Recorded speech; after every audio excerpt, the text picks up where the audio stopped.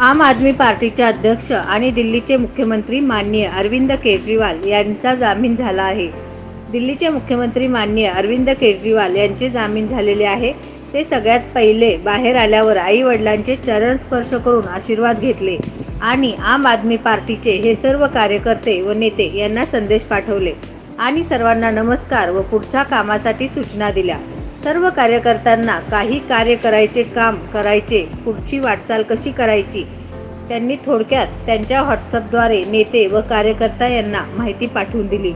सोलापूर जिल्ह्यामध्ये आम आदमी पार्टीचे अध्यक्ष दिल्लीचे मुख्यमंत्री माननीय अरविंद केजरीवाल यांचा जामिनावर सुटका झाल्यामुळे सर्व आम आदमी पार्टीचे कार्यकर्ते व नेते आनंद उत्सव साजरा करत आहेत व जल्लोष करत आहेत। सत्यविजय न्यूज मल्लय्या स्वामी।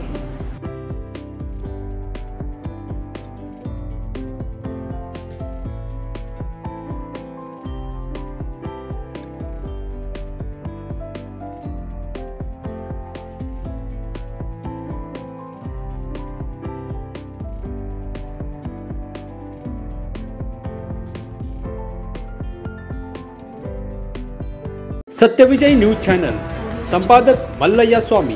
या चॅनलला लाईक करा, शेअर करा, सबस्क्राइब करा।